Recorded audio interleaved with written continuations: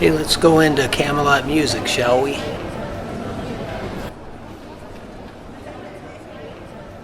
Hey everybody, a very short update. Not that anybody's really following, but I've been ill for about 3 weeks. I've kind of gotten over it, but I was demotivated really to do anything because of this, and I don't know. It really was just a cold, but it kind of got into a bronchitis situation, and I had trouble getting breath for a lot of days. I can breathe now. Obviously I'm breathing, otherwise there'd be no video. But so I don't really have much to say. I'd been working on kind of a film noir parody video before this happened, and once I got ill I didn't work on it again. I started doing a little sound work on it yesterday, the last couple days. I really just wanted to make a real quick knockoff comedy video with a bunch of blackout gags that didn't really have anything to do with one another, you know, kind of like a laugh-in thing. But then when I made the intro and it turned out to be so good, I thought, well, geez, maybe I need to make a film with a plot now, which I don't want to do. So I'm probably going to upload an incomplete or uncompleted or unfinished film parody, because I don't want to spend a lot of time on this, and I've already spent over a month on it. This is way too much boring talk. I picked up a few. I have not been going to the store either, because I believe I got this sickness at the store. I think I spent too much time at the store one day breathing in everybody's cough particulates in the air over there, and that's what happened. And then I ended up giving this to someone else, and that's not good either. So I picked this up at a thrift store. I may have mentioned this in the last video, I'm not sure.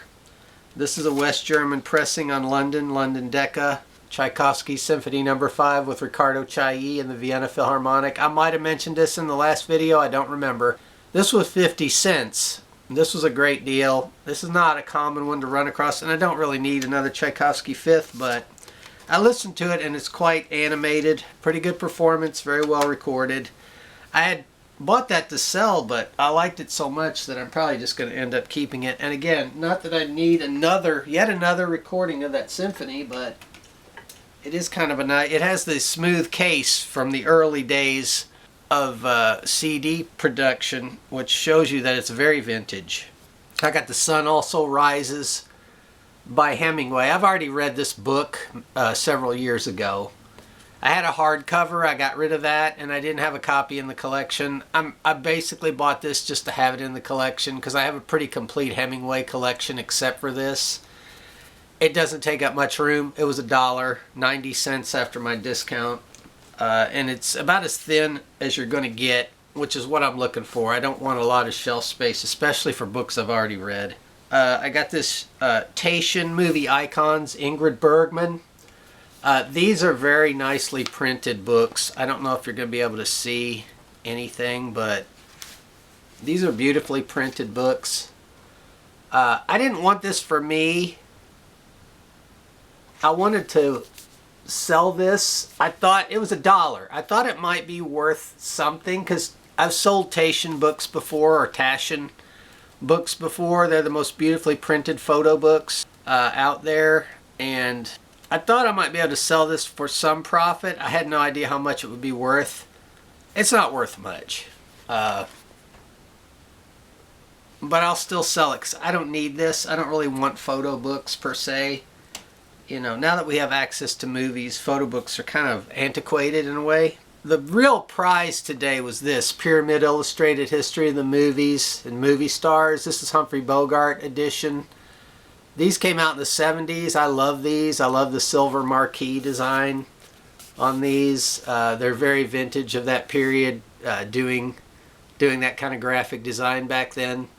I have, let me see, I've got Charlie Chaplin and Greta Garbo in this series already, and I think I have the Marx Brothers. Yeah, I do. I have the Marx Brothers. I didn't want to get them out. I've shown them on my movie book video before.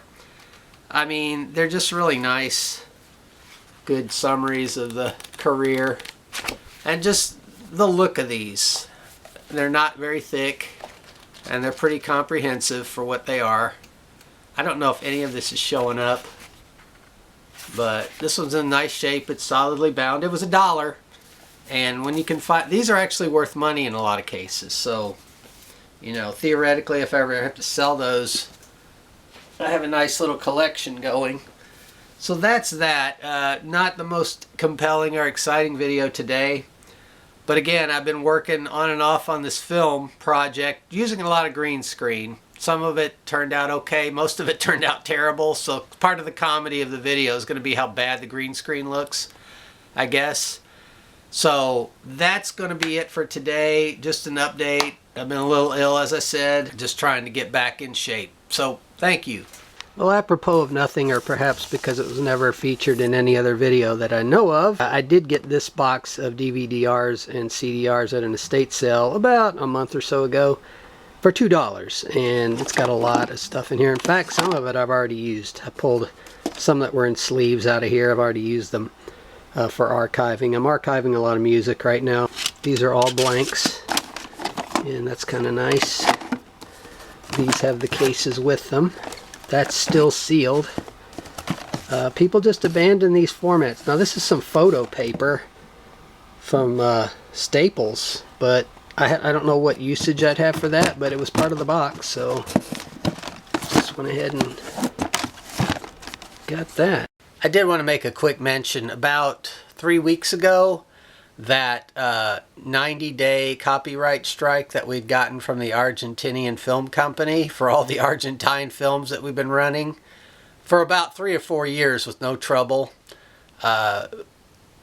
finally went off. So for once, probably for the first time in 2 years, this channel has no copyright strikes active right now. It's a great relief. The thing is it seems like when I mention anything about this in my community postings, I end up getting a copyright strike again. So I don't even want to say it. I don't even want to write it down and let some bot find that.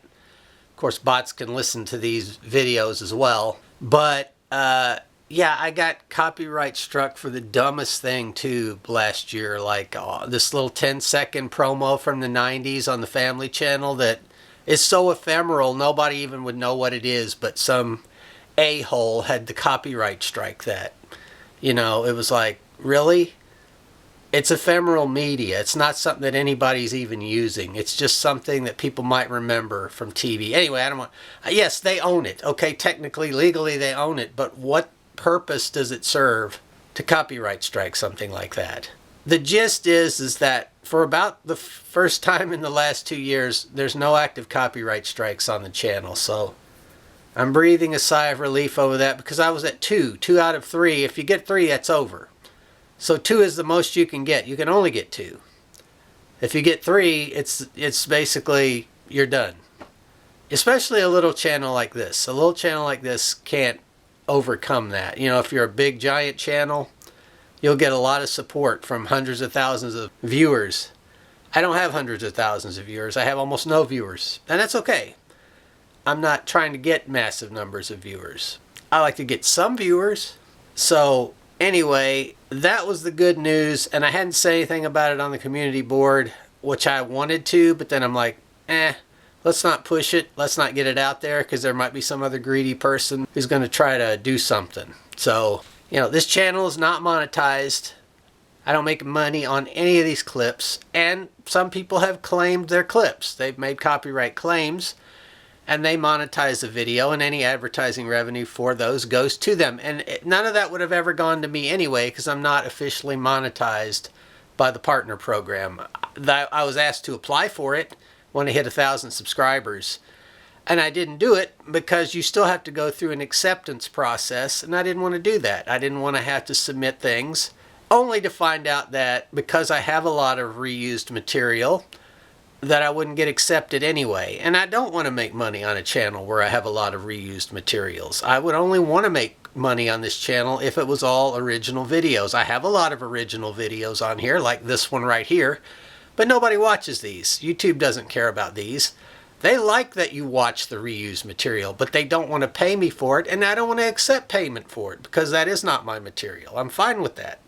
See the kind of the loop that I'm in? I can't monetize the channel as it is right now.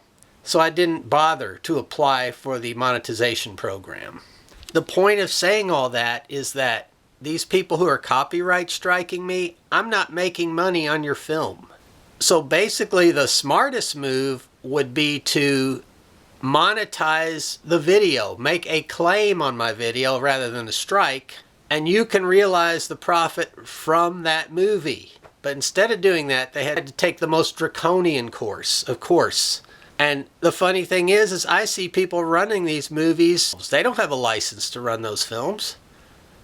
And they get by with it. I don't know. I don't understand. These are like obscure movies that really don't have any market value in the United States anyway.